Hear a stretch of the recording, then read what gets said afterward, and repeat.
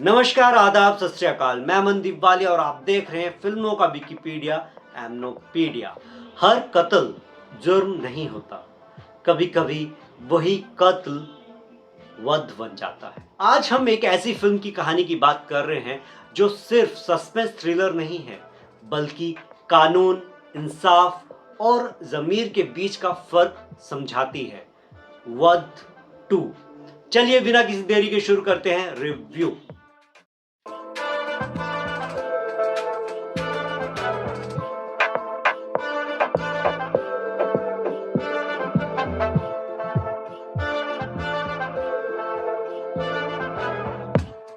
वध 2 एक लेयर्ड कहानी है जहां पर कत्ल और वध के बीच का एक फर्क दिखाया गया है। ये फिल्म हमें कानून का वो चेहरा दिखाती है जो किसी किताब में नहीं लिखा है, पर जमीर हमेशा महसूस करता है। इस कहानी के केंद्र में एक संवेदनशील प्रेम कथा भी छिपी है, एक ऐसी मोहब्बत जो दो लोगों को दूरी में रहते हुए भी एक दूसरे के करीब ले आती। इस फिल्म की ताकत इसका सस्पेंस है जो शुरू से लेकर अंत तक आपको बांध कर रखता है। 131 मिनट की ये थ्रिलर राइड आपको सोचने पे मजबूर कर देती है कि क्या हर अपराध अपराध होता है या फिर कभी कभी अपराध वध बन जाता है। इस फिल्म की खूबसूरती ये है कि जब आप ये फिल्म देख रहे होंगे तो आपको सस्पेंस थ्रिलर ये मूवी लगेगी, बट एक खामोश सी चलती हुई जो लव स्टोरी है जो कि इसके क्लाइमेक्स में रिवील होती है, वो देख के आपको बहुत अच्छा लगेगा। डायरेक्टर जसपाल सिंह संधू ने वध के सीक्वल को बहुत ही सलीके से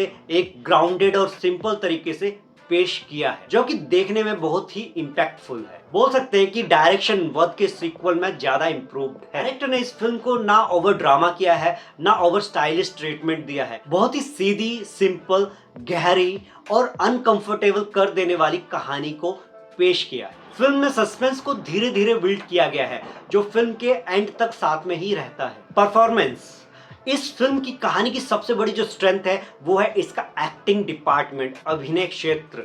हाँ, इस फिल्म की कहानी नो डाउट बहुत अच्छी है, सब्जेक्ट प्लॉट बहुत शानदार है इसका, बट जो इसके कलाकार है, जिस तरह से उन्होंने अभिनय किया है, आपको वो देख के बहुत अच्छा महसूस होने वाला है। जैसे कि आप जानते हैं कि एमनोपीडिया स्टाइल में मैं कोई भी स्पॉइलर नहीं देता हूँ, फिर भी फिल्म के बैड और गुड डिपार्टमेंट के बारे में आपसे बात करता हूँ। इस फिल्म में संजय मिश्रा जी ने फिर से साबित कर दिया है कि उन्हें एक्टिंग डिपार्टमेंट में एक्टिंग का इंस्टीट्यूशन क्यों कहा जाता है। संजय मिश्रा एज यूजुअल बहुत ही नेचुरल एक्टिंग करते आए हैं और इस फिल्म में बहुत नेचुरल तरीके से उन्होंने एक सिंपल हवलदार का करैक्टर प्ले किया है, जो कि उनका एक पेन भी है, जो उनका बैक स्टोरी है जिससे वो पेन में है, बट किस तरह से एक ह्यूमन टच लिया हुआ ये कॉप है वो आपको इस फिल्म में देखने को मिलेगा। कह सकते हैं कि संजय मिश्रा ने जो ये कैरेक्टर प्ले किया है एक हवलदार का, वो अपने से बड़े ऑफिसर्स के ऊपर कैसे भारी पड़ता है वो आप जब इसका क्लाइमेक्स देखेंगे तो आपको समझ में आने वाला है। अगली बात करेंगे हम एक ऐसी अभिनेत्री की जो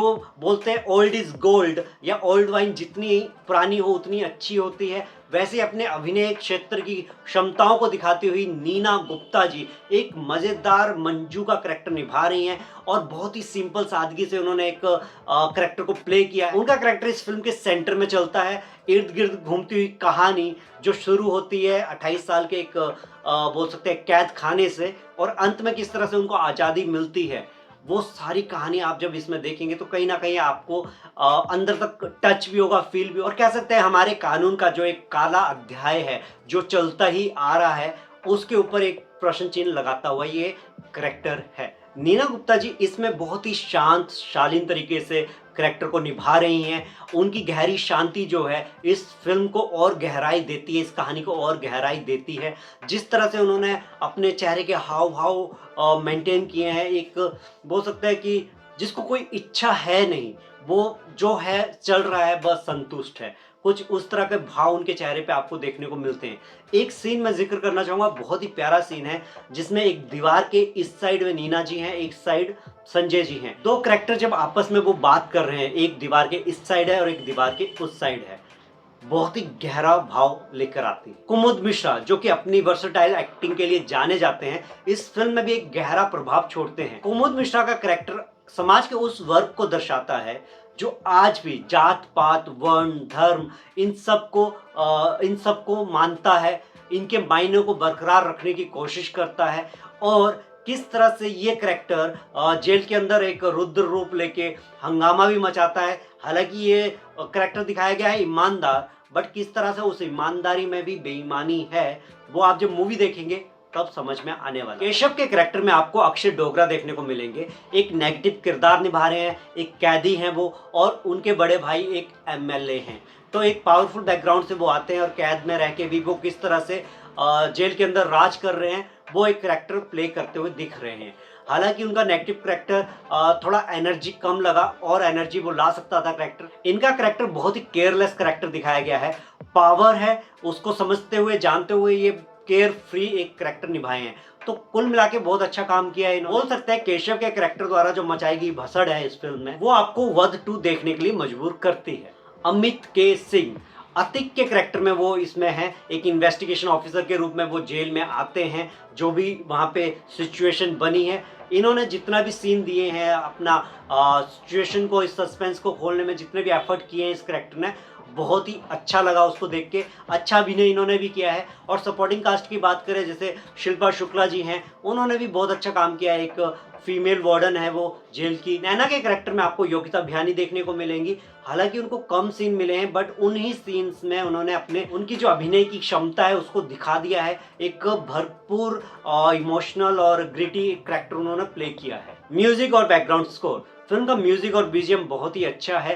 बोल सकते हैं कि जो जिस तरह से सस्पेंस फिल्म है ये, उस सस्पेंस को बरकरार रखने के लिए, उस थ्रिल को मेंटेन करने के लिए बैकग्राउंड स्कोर ने भरपूर साथ दिया है। पर डायरेक्टर जसपाल सिंह संधू से थोड़ी सी यहाँ पे चूक हुई है कि आज के परिवेश को देखते हुए जिस तरह का बीजीएम होना चाहिए वो कहीं ना कहीं ये बीजीएम उसको मैच नहीं करता हुआ दिख रहा है, थोड़ा सा वीक है उसके आगे।